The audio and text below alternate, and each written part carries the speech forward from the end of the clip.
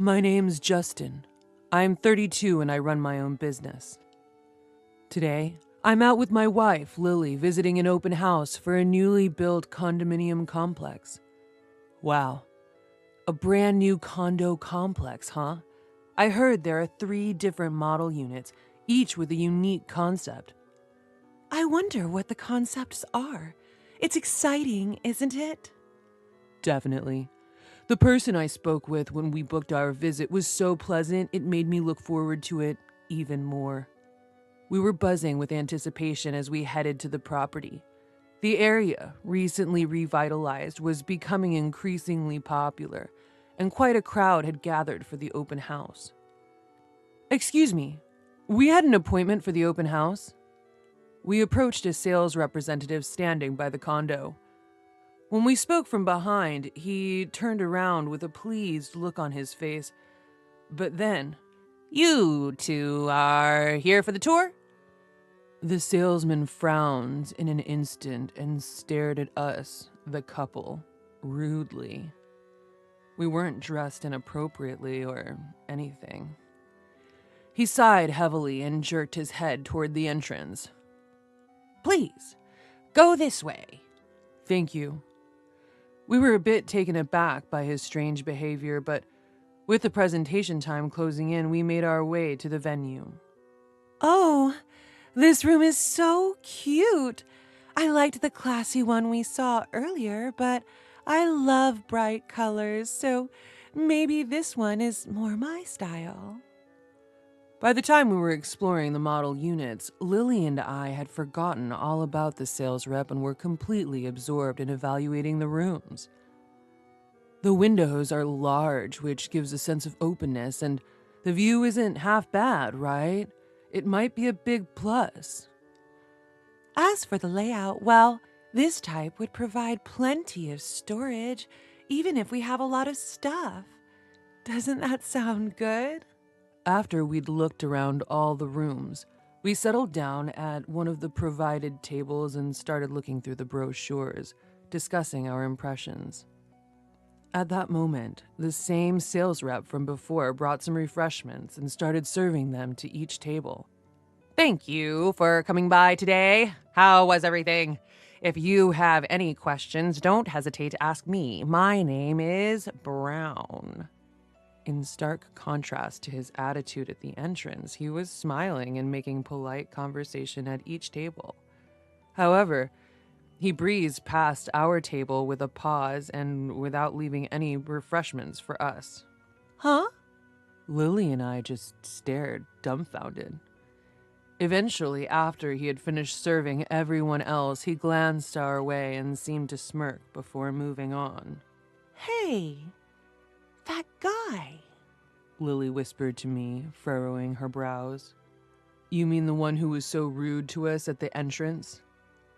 Yeah, that's him. We never did receive our drinks or the extra information we'd asked for. The excitement we'd felt had completely vanished, replaced by a sour mood. I thought the ad looked promising. Lily looked disappointed. As we were getting ready to leave, we heard Brown's voice. Apparently, he thought he was alone. "Man, that clueless couple today was a real pain. They're so out of touch with their own status, it's just sad." "No kidding." Brown shook his head. "I saw from a distance they parked their car in the coin-operated lot. They rolled up in a tiny compact car.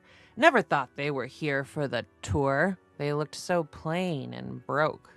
They should know their place." Lily and I looked at each other. It seemed like Brown was talking about us. Indeed, we had arrived at the venue in our compact car. Compared to those decked out in designer wear we spotted at the viewing, our attire may have seemed modest. Why should I waste my valuable time on folks like that? I ignored them. They were dumbfounded. Ha ha. Mr. Brown, isn't that not quite right? From now on, let me handle the refreshments and materials." The one to argue with the abrasively laughing Mr. Brown was apparently his junior colleague. "Shut up, Johnson. Don't be presumptuous as a newbie. I am the one who will be managing the contracts. You wouldn't dare undermine me for the incentive, would you?" No. No, I didn't mean to." In response to the harshly spoken Mr. Brown, the junior named Johnson closed his mouth, looking distressed. From the following exchanges, it became apparent that the one taking care of all the preparations was Johnson, while Mr. Brown was cherry-picking the good parts of customer service. It kind of ruined my mood. On the way home, Lily let out a sigh. Since we remember these things, let's pass on this apartment today. It's a shame because the show suite was so nice. But it just doesn't feel right. I agree. If we proceed with this, we will likely have to face Mr. Brown again, and given what happened today, I can see where this is going. We decided to look into other properties after discussing it. 2 weeks later. Justin, what do you think about this property? Lily said, pointing at the PC screen. It's a bit over budget, but I'd like to go and see it. Only a few units left, huh? You're weak for these marketing phrases, Lily. You always end up buying things that say limited edition, even suites. As I teased her, she laughed and said, "Don't compare it to suites." And we quickly clicked on the button to book a viewing. However, the day of the viewing brought back the nightmare. It happened when we arrived at the venue and tried to get the documents. "You gotta be kidding. Give me a break." A slight tongue click and a familiar voice rang out. When we turned towards the sound, there was Mr. Brown, who had bad-mouthed us at the show suite viewing the other day. We didn't expect to see him again so soon.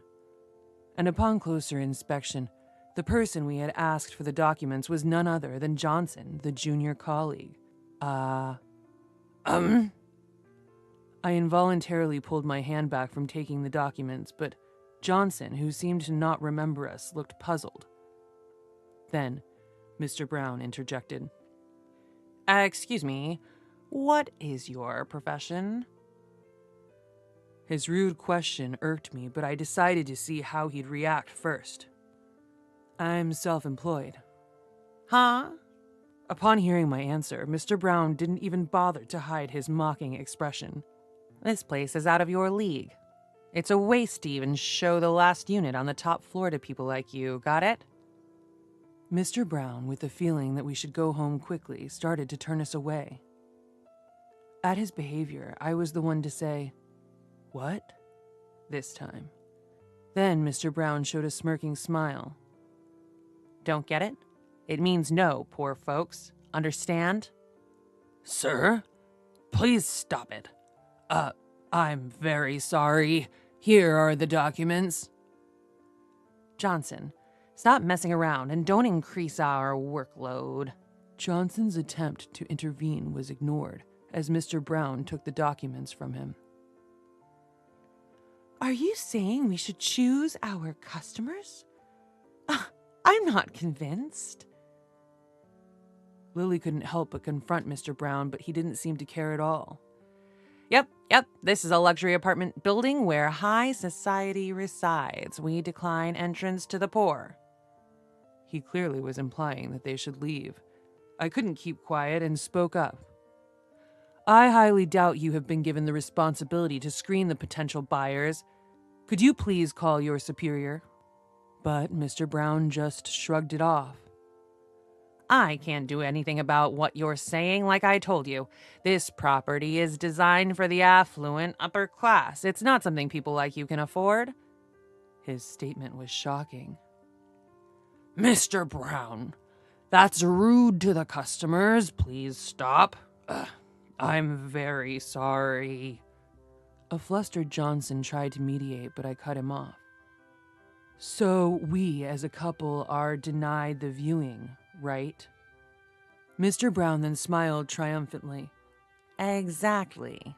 he said in an arrogant tone, gesturing us towards the exit. I wouldn't even do it as a favor. Lily, who had been silent next to me, finally lost her temper, and we left the venue indignantly. What?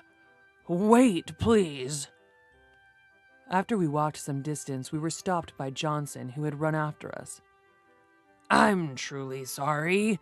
Even though my apologies might not fix anything, I'm really, really sorry for the terrible rudeness. I don't know how to make it up to you. Johnson, you should go back. I'm sorry. I must have upset you more by chasing after you.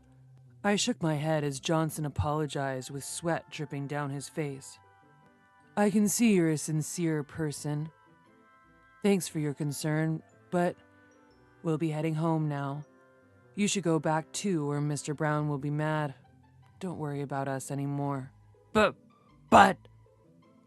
Looking back at the way we had come, Johnson bowed deeply to us again. Listen, Johnson, we're not really mad. It's okay. We're angry at Mr. Brown, and after such a bad experience, we probably wouldn't feel like buying the place even if we saw it. So, we're going home. But we haven't given up on finding a property. Lily smiled and said, I don't want to see Mr. Brown again, and I definitely don't want to buy a place from someone like him, but if we get another chance, I'd like you to be in charge. Can you do that? Yes, of course. I'll make sure to show you our best property. We were smiling as we watched Johnson bow politely. Then, we received Johnson's business card again and promised to call him when we're ready to see the other properties. While we were handing over our contact details to him, the disgruntled footsteps of Mr. Brown echoed. Johnson, where did you put the contract documents? Jeez, you're never around me when I need you. What are you doing? Don't embarrass me. As he yelled, Mr. Brown noticed us and with an exasperated look nudged Johnson. Stop doing useless things. Don't waste your time with these poor folks. There's no gain, not even a cent, or should I say a penny. Now hurry up and get those documents, got it? With that said, Mr. Brown grabbed Mr. Johnson by the scruff of his neck, struggling, and started to backtrack the way he came. Hey, quit the rough stuff. Upon raising my voice with conviction, Brown let out a snort of laughter. Are you still there, poor man? Ah, is that you? You don't like being told that you don't have time to be poor, so you're pretending to be free? Go home early and work hard. He waved his hand as if shooing us away and started to drag Johnson away. Hey, Justin, I'm about to reach my boiling point. Me too. While watching Lily clench her fist, I wholeheartedly agreed. About an hour later, during the drive home in my favorite compact car, when a call came in on my smartphone, I asked Lily to answer it. From the phone, now on speaker, came a pleading voice. Sorry, can you come back right away? The voice had changed, almost like a different person, but it seemed to be that of Brown. What can we help you with? When Lily asked, a hurried reply came. There's something I want to tell you. We don't want to go back to you. What do you want to say? You can tell us over the phone. You sound so haughty. No, nothing. Can you please calm down? As Lily coldly brushed him off, there was a hint of anger in Brown's voice again, but for some reason, it quickly returned to a flattering tone. However, Lily showed no mercy. Well, remember how you said we wouldn't gain even a penny by dealing with you? This call is a waste, so goodbye. But wait! Ignoring Brown's attempt to stop her, Lily hung up the call And when the phone rang again, she turned it off, deciding it was too much of a hassle. By the way, how much is a penny worth right now? At Lily's serious question, I couldn't help but laugh. I think it's about 0.03 cents in Colombian pesos. 0.03 cents, huh? Do you know a place with a lower rate? If it's Indonesian rupiah, I think it was about 0.009 cents. Then Lily started imitating Brown. Not even a penny to gain by dealing with the likes of us, or rather, not even a rupiah. Hey, do I sound like him? Who's smarter? Both are kinda so-so. You're mean, Justin. And so we chatted away, enjoying a quick lunch before returning home. Then we spotted a figure in front of a certain garage. Hey, Justin, sorry for the trouble of coming back with your car. Robert, that's fine, but you brought them both here? We had no idea this was going to happen, and we're having a meal. Sorry, did we keep you waiting for too long? No, not at all. I'm the one who should be apologizing here. Hey, don't just stand there like a lump. What? The one being threatened and shaking with fear was Brown, who had called us poor. Next to him, Johnson looked bewildered. Feeling sorry for him, I decided to reassure Johnson by revealing the truth. Johnson, relax, it's okay. Robert, the vice president of his company, and I are college buddies. Eh? Not only Johnson, but also Brown opened their eyes wide in surprise. Actually, Justin and I were attending the open house at the request of Robert. Oh, but we were really looking for a property. Who could have thought that things would turn out like this? I confessed. Johnson looked flustered while Brown looked at us in disbelief, as if to ask what we meant. We had asked Justin to dress casually for the viewing. We even arranged for him to use the small car we had prepared. Otherwise, well, look over there. The car in front of our garage is Justin's real vehicle. He's a well-known young investor around town. Brown, you can tell just by looking at that car you couldn't afford it even if you stood on your head, right? Yes, I apologize. Brown appeared to be trembling, likely severely chastised by the time we returned. A few months ago, we started receiving complaints at the corporate office. People said they felt looked down upon by salespeople when they went for casual viewings. Everyone was saying the same thing, so I visited the site many times, but you acted polite in front of me, Brown. However, the features match you no matter how I think about it.